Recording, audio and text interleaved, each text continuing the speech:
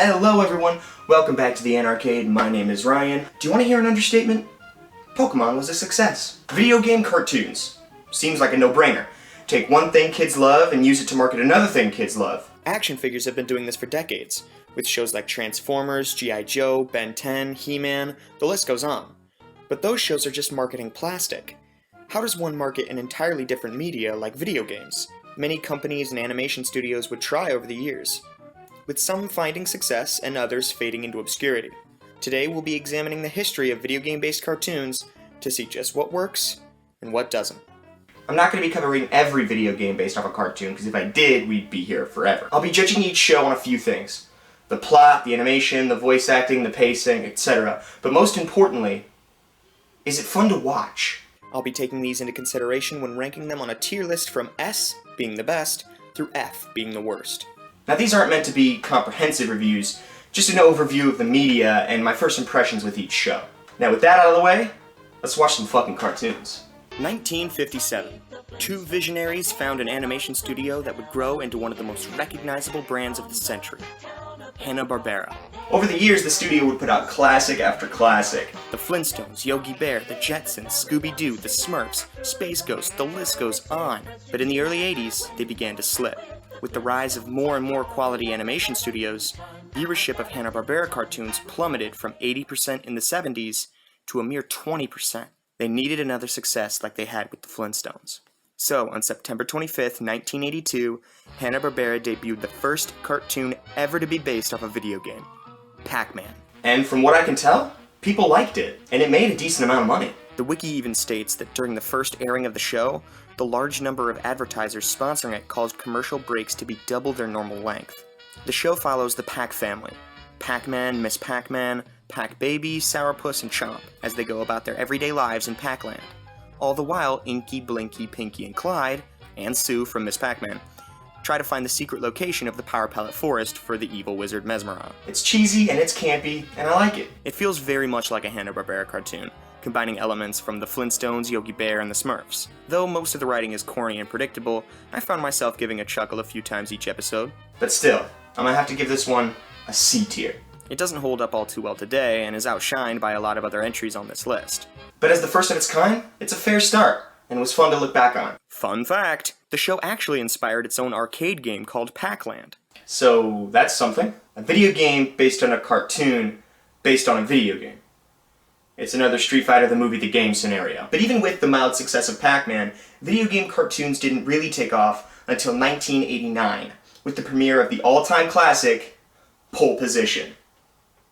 I'm just kidding, it was obviously Mario. In '89, Nintendo was firing on all cylinders, premiering not one, not two, but 3 shows based off their franchises. Those being The Legend of Zelda, Captain N the Game Master, and the Super Mario Bros. Super Show. The Mario Brothers had a couple shows based around them, but the Super Mario Bros. Super Show was the first. It was heavily based on the American version of Super Mario Bros. 2, and would follow Mario, Luigi, and Toad in various wacky situations, usually working towards the goal of defeating King Koopa or saving Princess Toadstool. What did you expect? It's Mario. Though the show did open and close with these super charming live-action segments that were more in line with your average sitcom. The entire show could have been like this, and I'd have watched it. The cartoon segments made up the majority of the runtime, which is honestly a shame. These segments are bland and feel uninspired, and other than the characters, usually have nothing to do with the Mario games. There was one episode where Mario and Luigi had to help Mark Twain win a boat race. Howdy boys, I'm Mark Twain. Why? When was Mark Twain ever in the Super Mario games? D tier. While the cartoon has its moments of enjoyment, you'd be better off just watching the live-action segments. Lou Albano makes a great Mario. The show ran alongside that of another Nintendo property, The Legend of Zelda. Set some time after the first game, the Triforce is back in the possession of Princess Zelda, and under the 24/7 protection of Link, who has grown reckless and arrogant in his constant victory. I don't know if this was a purposeful choice for the character, but it fits the theme. That being, not a single character is likable. Link, like I said before, is an arrogant and cocky asshole who takes every opportunity to sexually harass Princess Zelda. Looking good, Princess! Especially from this angle! Zelda herself is depicted as a pissy, superficial brat. Who dares to laugh at me? And there's also a sexually frustrated fairy, Sprite, whose entire personality is that she wants to fuck Link. Right. Ah! Sprite, get out of here! I'm taking a bath! I know. The animation is a little better than its Italian counterpart, but still doesn't look great. The music is okay. A little too over-reliant on the main Hyrule theme, but other than that, it's fine. D tier. Though I enjoyed it slightly more than the Super Mario Bros. Show, it's really brought down by its unlikable characters. It just doesn't feel good to root for them. Especially Link, he's just so damn cocky. Hey! Excuse me, princess! But there was another show. Captain N, the Game Master. Of the 3 Nintendo shows in '89, this was by far the best. It centered around Kevin, a young boy who, while playing Punch-Out one day, wait, I think I've heard this before, gets sucked into his TV and brought into Videoland, where his knowledge of video games grants him the power. Nintendo power. Equipped with a power pad and NES zapper, Captain N sets out on his quest to save Videoland from Mother Brain and her minions, consisting of King Hippo, Dr. Wily, and Eggplant Wizard. But Captain N isn't alone in his quest, teaming up with Nintendo All-Stars of the time like Simon Belmont, Mega Man, Kid Icarus, Bayou Billy, and even Link and Zelda. It's heavily implied that this is the same Link and Zelda from the Legend of Zelda cartoon, only many years later, even being voiced by the same voice actors. This was a great touch, and though they retained some of their character traits from that show, I find them much more tolerable and actually likable in this show. The premise of Captain N is really fun, which is why it pains me that the execution wasn't great. It falls victim to a lot of the tropes of its time, and each episode is its own story with little to no crossover between. I find it's best to just watch 1 or 2 episodes and go on with your day. And I wish some of the characters represented their in-game attitudes and appearances more accurately. This is most apparent in Mega Man and Simon Belmont, but all in all, B tier. While the show wasn't perfect, it was fun, and you could do worse. Much worse. Speaking of, let's check in on Sega. In the early to mid-90s, Sonic was the shit. Aside from Gex, he was the Mario killer. He was huge. He had 5 video games, a line of toys, a movie that wasn't dog shit, and not 1 but 2 cartoons premiere in '93. That we're gonna skip over. Sorry, but if I'm gonna talk Sonic, that's gonna need its own episode. So for now, let's talk Mega Man. I got 2 words to say about this show. It's okay. Not good, not bad, just okay. B tier, let's move on. Earthworm Gym was a short-lived video game series seeing only 3 entries, on the SNES, Sega Genesis, and Nintendo 64. They're wacky, absurd, and absolutely insane, and the cartoon emulates that perfectly. The show follows Jim, an ordinary earthworm, who, well, one day, see, he got this suit. Fuck it, I'll just play the intro. Earthworm Jim, the soil he did crawl. Earthworm Jim, a super suit did fall. Jim was just a dirt-eating, chewy length of worm flesh, but all that came to a crashing end. Earthworm Jim, he's such a groovy guy. Earthworm Jim, he rockets through the sky. See what I mean by wacky? So Jim and his short-tempered sidekick, Peter Puppy, fight all sorts of kooky supervillains, such as Psychro, Evil the Cat, Professor Monkey for a Head, and the despicable queen, pulsating, bloated, festering, sweaty, pus-filled, malformed slug for a butt. That is her name, and they say the whole thing every time. Jim's demeanor reminds me a lot of Bruce Campbell, or Patrick Warburton's interpretation of the Tick. There's also a narrator who always chimes in with the best information. We join our hero Earthworm Jim and his faithful sidekick Peter Puppy as they dangle from a cliff on the planet of unusually tall things. The writing is impeccable and truly where it shines. Destroy intruders. Hiss! Hiss! Hello, I am a steam pipe. The voice cast is incredible as well, and includes the likes of Dan Castellaneta and the always amazing Jim Cummings. The pacing is also perfect, being just fast enough to feel hyper, yet still comfortable. The humor in the show is always on point, and only a few episodes in already had me itching to pop in my old Genesis cartridge. S tier.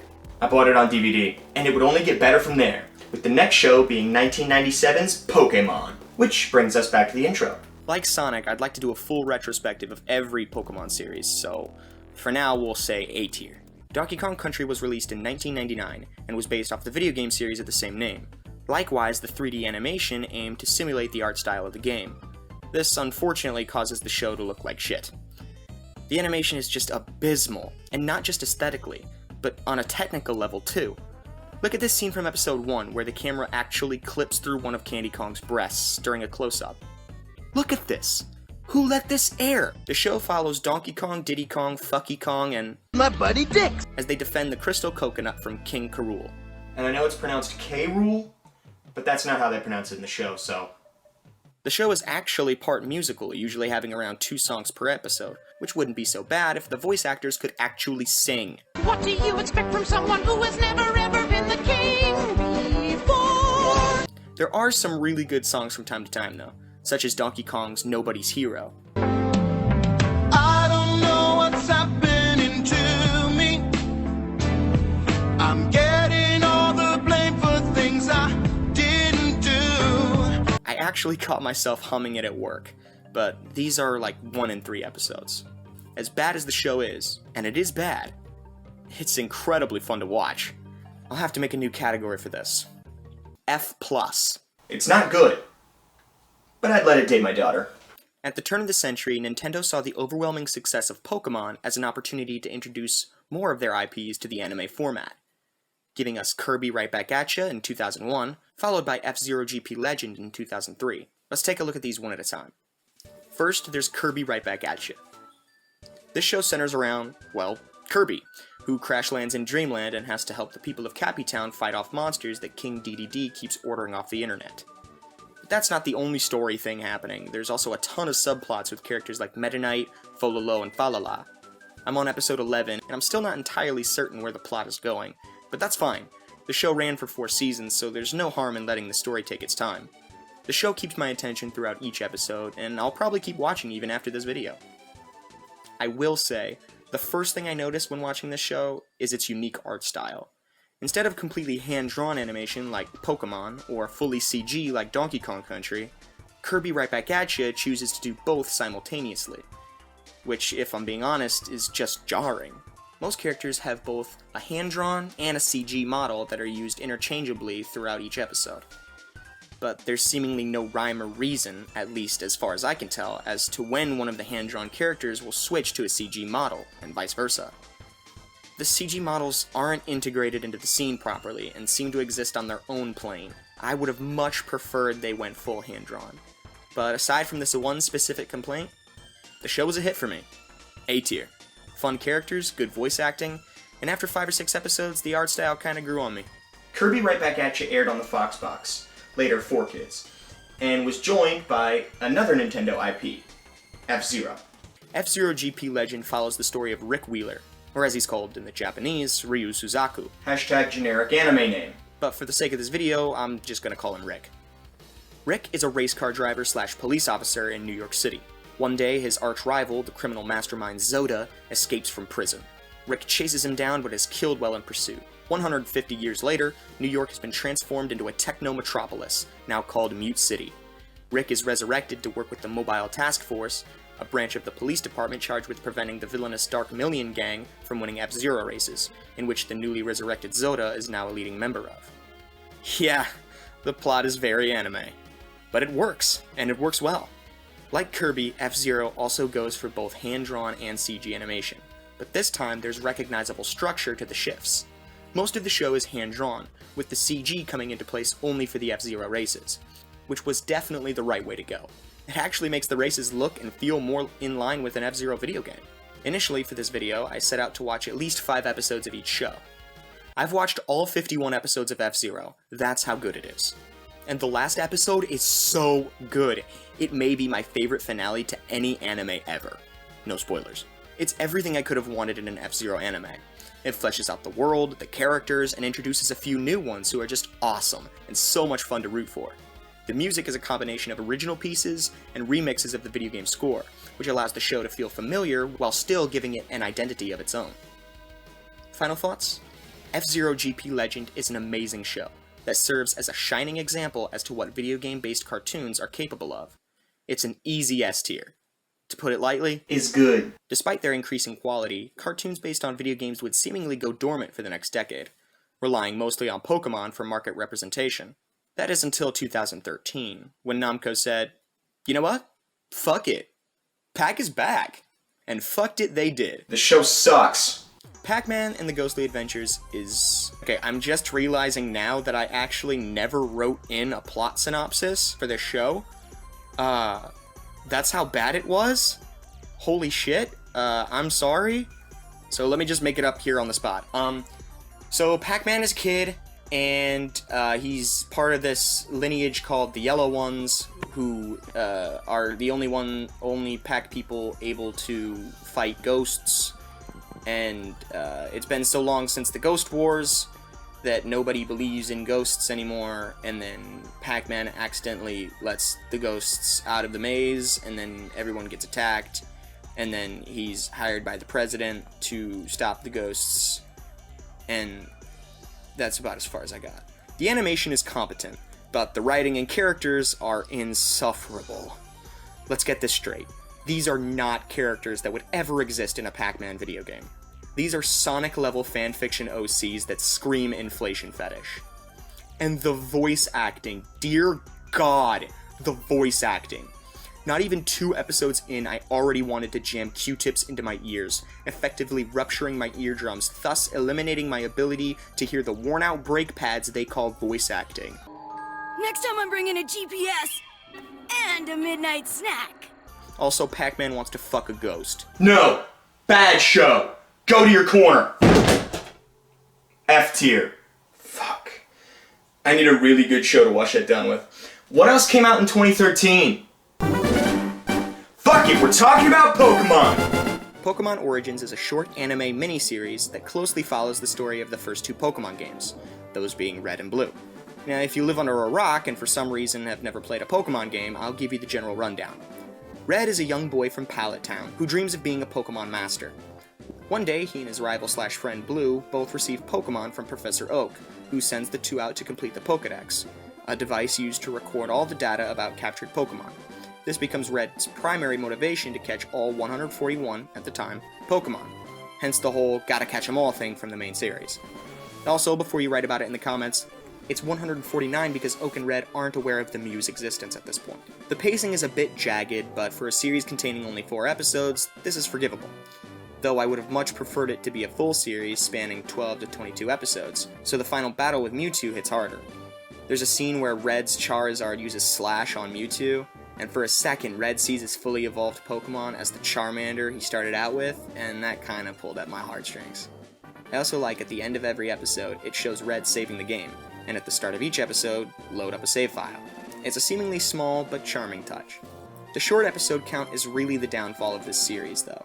Trying to cram 40 hours of storytelling into 4 22-minute episodes results in a lot of the dialogue being exposition, which I should be more upset with, but I'm not. I'm just really glad something like this exists, and I hope to see more of it in the future.